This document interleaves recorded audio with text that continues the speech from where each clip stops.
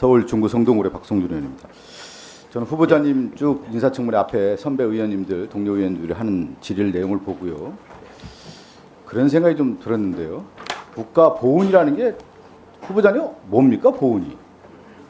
나라를 위해 희생하신 분들에 대해서 정당한 보상을 해주는 거 아니겠어요? 그렇습니다. 박민식 후보자는 정말 국가를 위해서 희생을 한 적이 있습니까? 보훈부 많이 부족하다고 생각을 합니다. 많이 부족하세요? 예.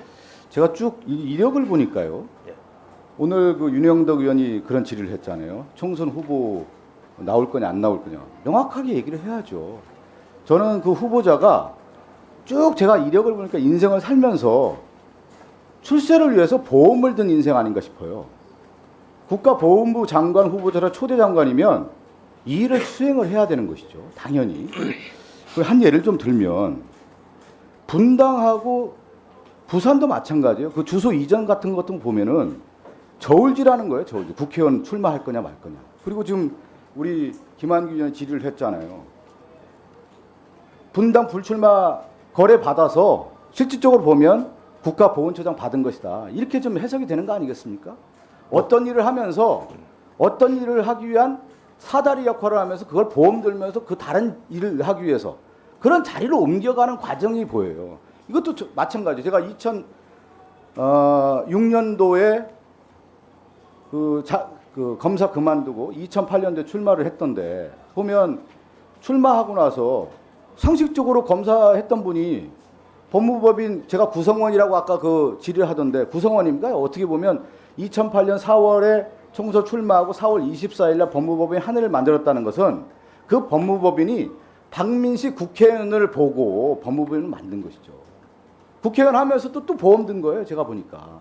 검사하면서도 총선 출마하기 위해서 보험 들어놓고 국회의원 되고 나서도 법무법인 만들어서 또 보험 들고 그리고 또 떨어지고 나니까 분당 갈까 또 저울질 하다가 보훈처 장관 왔다가 보훈처 장관 하다가 몇 개월 있다가 내가 총선 출마하겠다 이 생각 갖고 지금 나온 거예요. 제가 읽어볼 때. 국가보훈부 장관이라는 역사의식이라고 할까요? 아버님도 그런 일을 하셨다고 하지 않습니까? 그러면 진정 나라를 위해서 지금 초대 장관으로서 국가보훈부에 못다한 일들을 이루는 것이 보훈부 장관의 일입니다. 오늘 나와서 얘기하는 거 보면 보훈부 장관 나 내년 총선 출마하기 위해서 다리 하나 맡았다. 그거로 읽혀진단 말이에요. 진정으로 국가보훈부 장관으로서 일할 덕목이 있느냐. 저는 도덕적 검증 저도 준비를 다 해왔는데 이 장관으로서의 일을 수행하고자 하는 보훈부 장관으로서 무슨 일을 하고자 하는 그게 안 보이는 거예요. 지금 보면. 쭉 보니까 출세 도구로 쓰는 거예요. 장관을. 어떻게 보세요? 제가 잘못 본 겁니까?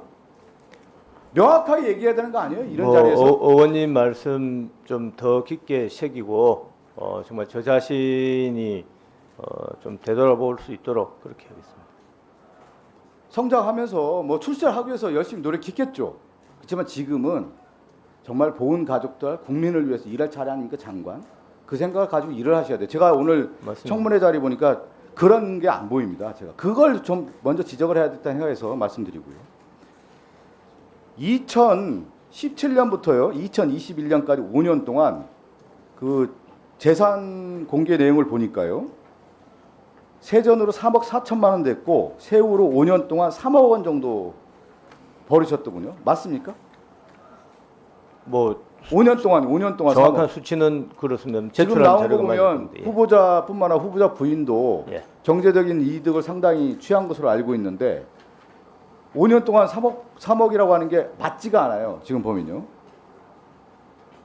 그래서 지금 재산 공개 내용에 대해서 많은 의원들이 이게 어떻게 된 거냐 도대체 그 질의를 하는데 자료도 제대로 안 내면서 그 장관 후보자가 가장 기초적인 거 아니겠습니까? 재산 증식에 관련된 내용을 어떻게 된 겁니까?